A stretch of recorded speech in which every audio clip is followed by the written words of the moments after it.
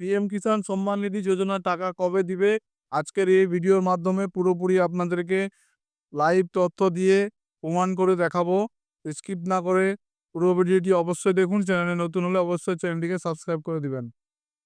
প্রধানমন্ত্রী নরেন্দ্র মোদী এই বছরের ফেব্রুয়ারিতে বিহারে আয়োজিত একটি অনুষ্ঠানের সময় প্রধানমন্ত্রী কিষাণ সম্মান নিধি যোজনার ১৯তম কিস্তির টাকা দেওয়ার সূচনা করেছিলেন। এই কিস্তির আওতায় কৃষকদের ২২,০০০ কোটি টাকাও বেশি সরাসরি আর্থিক সহায়তা দেওয়া হয়েছে।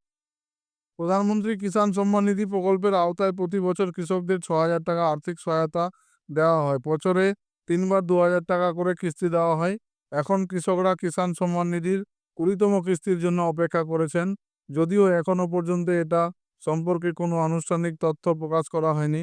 এর আগে কৃষি ও কৃষক কল্যাণ মন্ত্রক টুইটারে গুরুত্বপূর্ণ তথ্য দিয়ে বলেছে যে প্রধানমন্ত্রী কিষাণ প্রকল্প সম্পর্কিত ভুয়ো তথ্য থেকে সাবধান থাকুন। প্রধানমন্ত্রী কিষাণ প্রকল্পের অফিসিয়াল এক্স অ্যাকাউন্ট থেকে প্রকল্পের নামে সোশ্যাল মিডিয়ায় ছড়ানো ভুয়ো তথ্য থেকে সাবধান থাকতে বলা হয়েছে।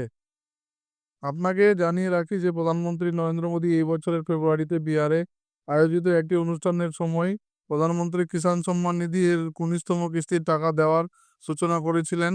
এই কিস্তির আওতায় কৃষকদের ২২,০০০ কোটি টাকারও বেশি সরাসরি আর্থিক সহায়তা দেওয়া হয়েছিল, যা সরাসরি ডিবিটি এর মাধ্যমে সরাসরি কৃষকদের ব্যাংক অ্যাকাউন্টে স্থানান্তর করা হয়েছে।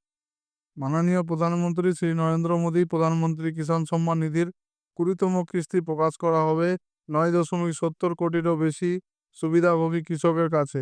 ২০,৫০০ কোটি টাকারও বেশি অর্থ স্থানান্তর করা হবে।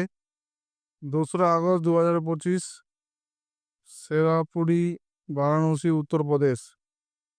কোনো অসুবিধা হলে অবশ্যই কমেন্ট বক্সে কমেন্ট করে জানাবেন।